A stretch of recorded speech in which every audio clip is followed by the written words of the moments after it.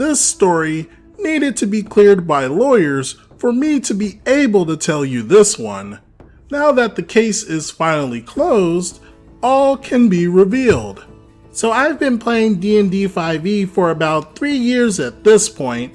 I had dabbled a bit into it in years past, but I got a plethora of materials for one special Christmas.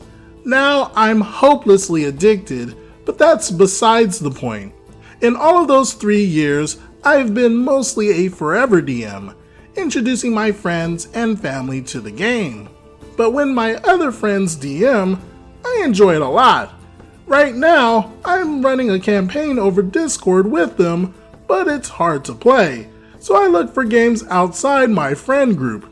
My boyfriend, who plays with me in most of my campaigns, introduced me to one of his servers that was run by a couple of guys in his calculus class. We're both seniors. For reference, I have no mental health issues besides a mild case of anxiety that only acts up when things get really bad. So none of what was about to happen made me freak out, it only angered me. The first game I joined on the server wasn't with my boyfriend. At the time, I guess he was really caught up with a couple of other ones, or the game was at max capacity. Something like that. Boy, was that wrong. They were keeping him from playing with me because they had ulterior motives. So he's running a homebrew campaign in a world entitled Imbrobia. It was basically a huge Pangea-esque continent split into 4 sections, where the northern segment was the top dog in terms of economy, and that's where the royalty lived, while the south was the worst. I was super excited because it sounded amazing, and the DM's opening speech about the world we live in was super inspiring.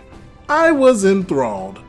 I was playing my default character, Jacqueline Finalia, a drow bard who I played quite often in different campaigns. I play other characters as well, but bard is my favorite. So I play Jackie, the same personality, and different archetypes.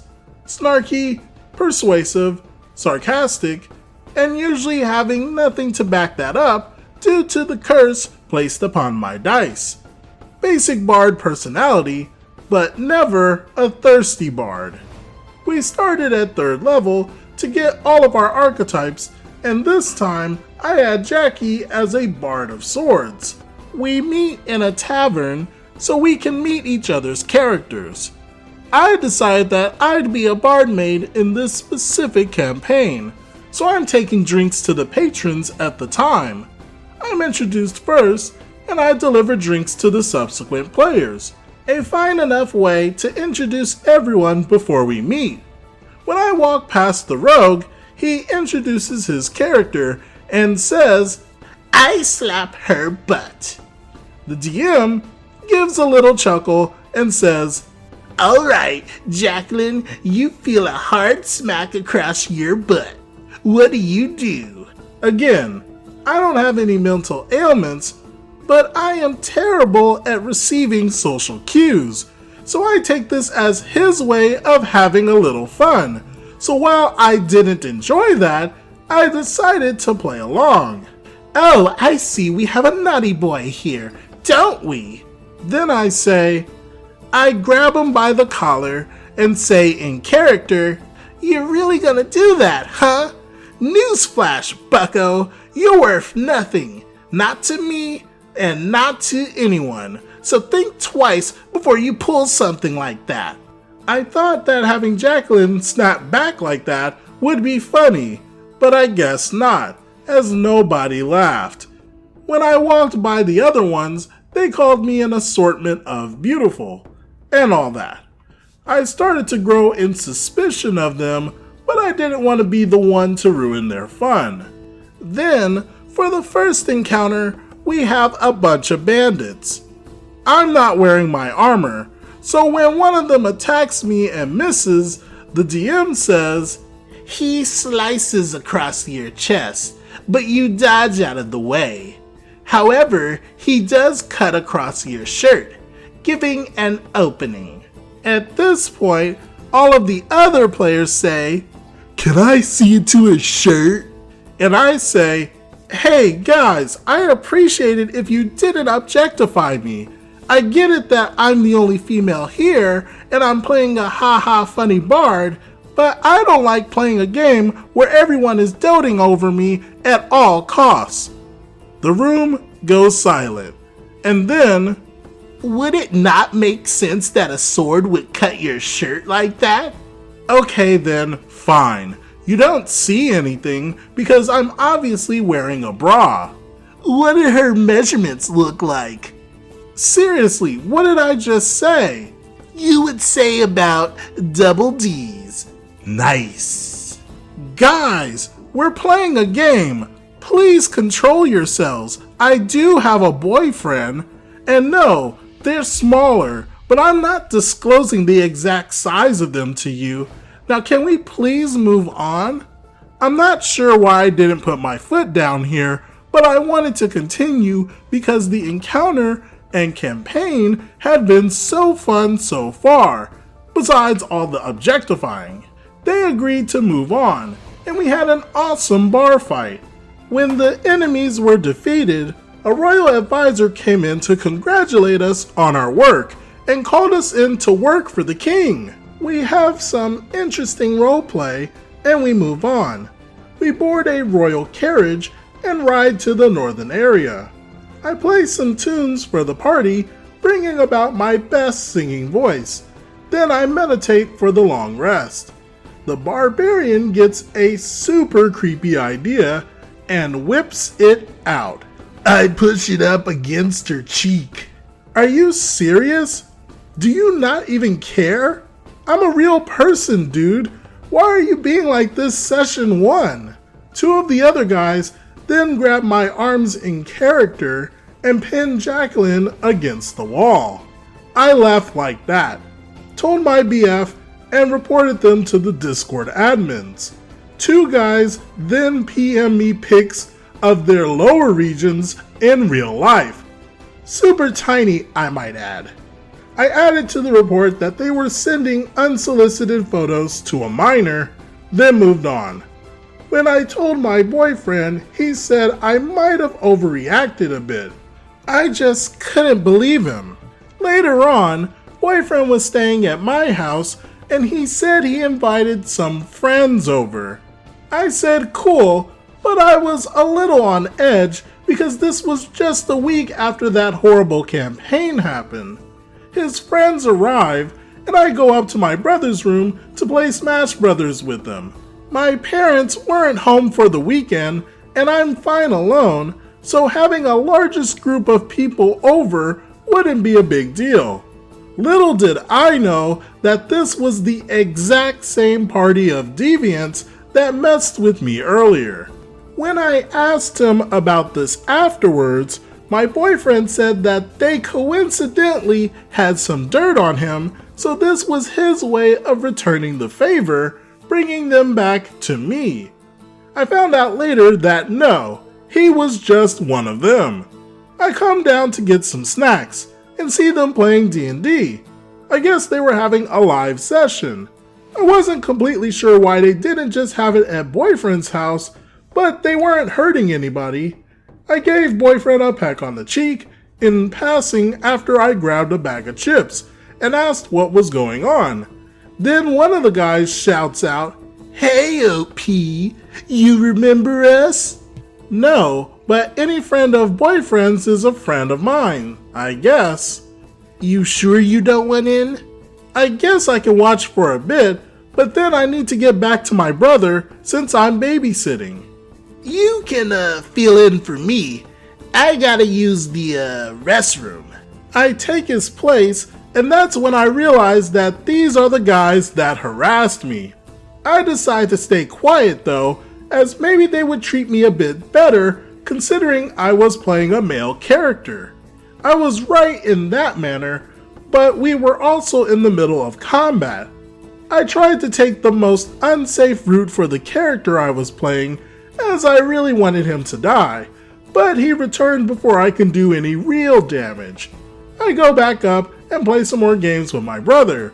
It's about 30 minutes after that someone knocks on my brother's room's door, followed by heavy footsteps in the other direction. Knowing them, I told my brother to stay on the bed, as he's 7 years younger than me, and I didn't want a 10-year-old seeing some grown man do the helicopter. I opened the door and... fair warning, things are about to get real disgusting. Move on if you get uncomfortable. I open the door and I see no one there. What I do see is a pile of my underwear on the floor covered in white stains. I let out a bellow and tell my brother to stay in his room. I storm downstairs and they're all sitting and laughing. What is wrong with all of you? And boyfriend, why didn't you try to stop them? They don't say anything. They just continue laughing.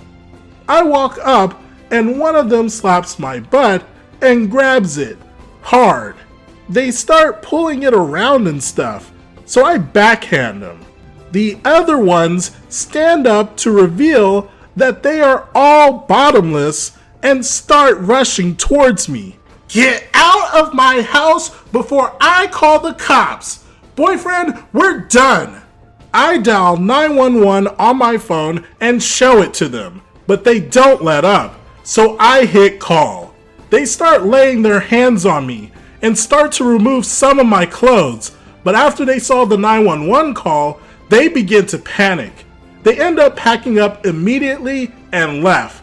I took pictures of all of them as well as my underwear, and I let them know that they assaulted me.